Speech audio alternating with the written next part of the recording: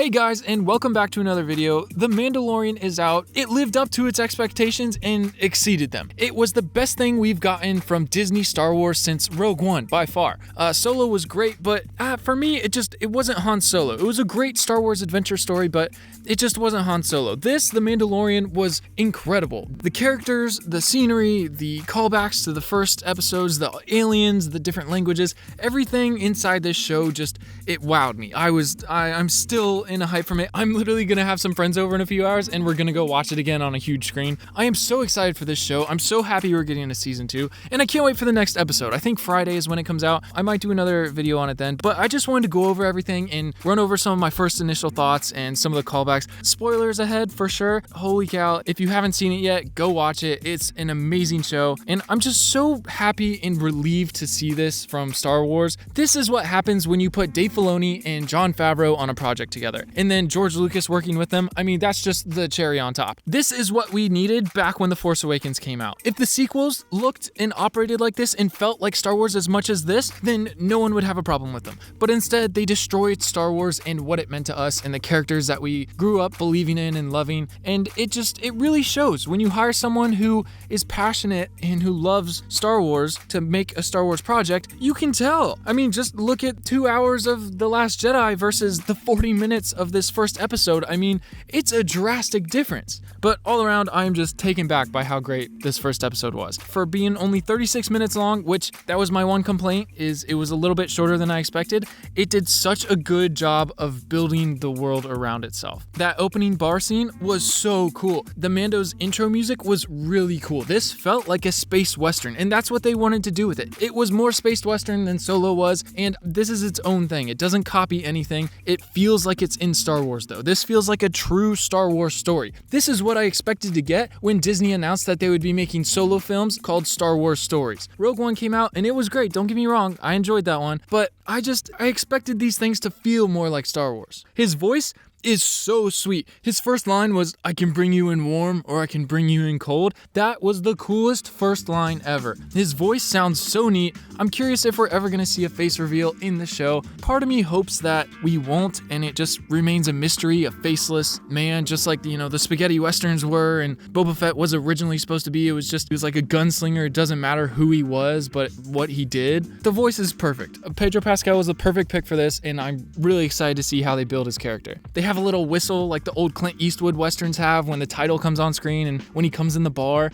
and it's just really cool. You've got to watch it, you got to listen, pay attention to all the cues. It's really cool. And like I said, the score was really good. It was just, I don't know, it was cool. It was very westerny, which is great, but it's not super Star Warsy, which is okay. It just takes a little bit of getting used to. But I'm excited. I'm sure I'll warm up to it. It was definitely cool though. The Razor Crest looks so beautiful. His ship is gorgeous. All the flyby scenes where they built the models and put them on tracks and filmed it on green screens where it's not CG, they feel like Star Wars. It looks so good. So good. That feeling when you watch the originals, you get that watching this. It's very similar. I love it. The portable carbon freezing chamber was so sick. I always wondered, these things are used, for bounty hunters to capture their bounties, but the big carbon freezing chamber on Cloud City is it's so inconvenient. You can't put that on a ship, I didn't think. It's so big. It's a whole thing in itself, connected to all the pipes and wires and everything and a chamber down in the ground. But this was cool. He literally just pushed him in it and hit it and froze him in a second. And he had like a closet. Like Spider-Man has a closet of different Spider-Man suits.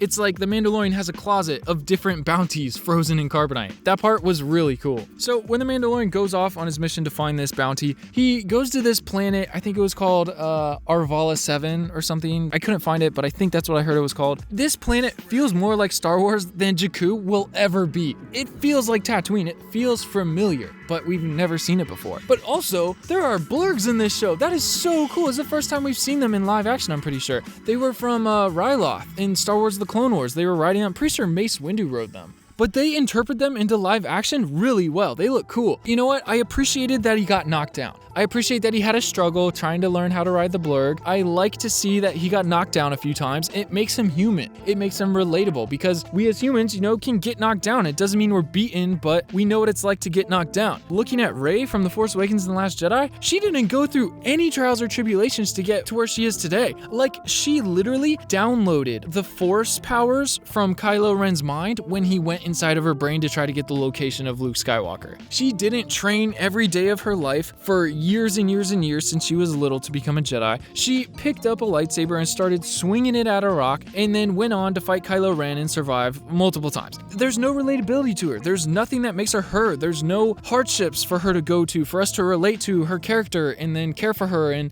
be invested in her, to see her when she wins. It's just like, oh, well, she's been handed everything else up until now. Why won't she win this? And even if she does, who cares? So it was nice to see the Mandalorian get knocked down. But when the Mandalorian was coming up to the encampment to see where the bounty was hidden, it gave me some serious Indiana Jones vibes. It's really cool how it feels familiar. I don't know how they did it so well, but I really appreciate it. I love that he sees the IG unit. I think it's like IG-11. He sees them like approaching the camp and he goes down to help out. The dynamic between those two was so good. And by the way, the IG unit was a beast. I thoroughly enjoyed his shootout scene and I could watch him for hours, just fights with him. To see him whirring around and shooting from behind, like, it was the craziest, coolest thing. That's what we want to see. The IG units in the Clone Wars, when they fought Anakin and Ahsoka in the cargo hold, that was really cool. They had some cool fights in the Clone Wars, but for live action, like, this should have been done a long time ago. This was a fight that we deserved and they delivered over the top on. This show just feels like they didn't hold anything back. And I know they spent like $10 million an episode on this and they just went all in, but it really feels like they put everything into this. When IG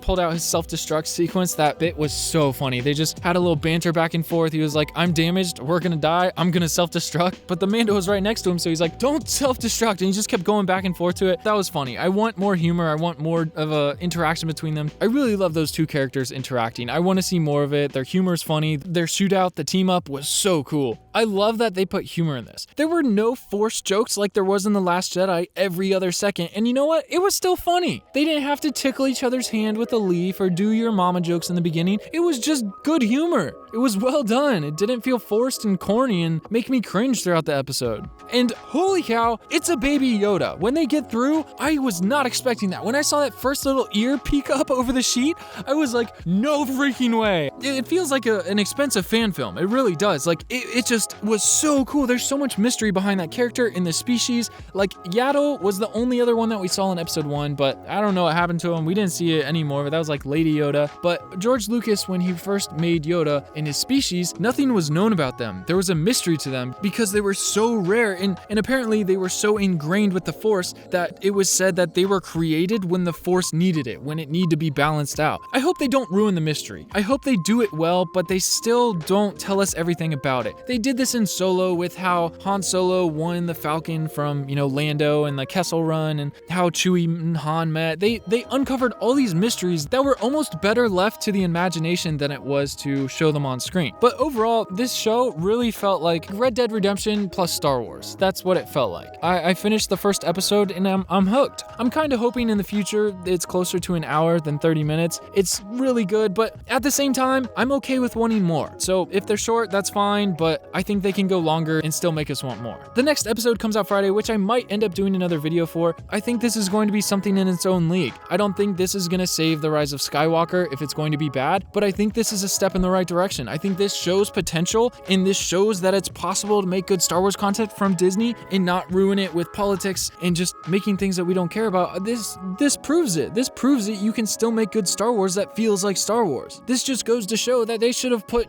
Dave Filoni and Jon Favreau in charge from the start. It was so cool to see all the new and old aliens mesh together so greatly, and I don't know for the life of me why these aliens aren't walking around in Galaxy's Edge. They built the costumes for The Force Awakens and The Last Jedi. What would it have hurt them to save, a few costumes for, an alien to occasionally walk around in the marketplace in Galaxy's Edge? That would be so cool and immersive. It just would make Galaxy's Edge feel like they advertised it would feel back before it was built when it was just an idea. Just pick any 15-minute block of the show and you have more aliens than The Force Awakens and The Last Jedi combined. this was just everything I had hoped it would be and more. This is what I want to see from Star Wars in the future, and this is what I look forward to watching. I can't wait to watch this over and over and over again. I don't remember the last time I felt that after watching something Star Wars. The Last Jedi didn't make me feel that. The Force Awakens didn't make me feel that. Solo didn't make me feel that. Rogue One, I was like, oh, this would be cool to watch again soon. But this, I can't wait to go watch this. I'm gonna go watch it again tonight and again tomorrow, and I'm just gonna put it on loop while I work the next few days. This was something else, and I hope you enjoyed it as well. Please tell me in the comments what you thought of it. I want to hear if you liked it. If you didn't like it, tell me what you thought. I want to know. I'm curious. This excites me to talk about. I'm so glad that we have this, and I want to see Dave Filoni and Jon Favreau work on more projects in the future together. They need their own trilogy. To be honest, I would love to see them do a new trilogy. Again, thank you so much for watching. I can't wait to see you in the next video, but until then, I will see you guys in the comments.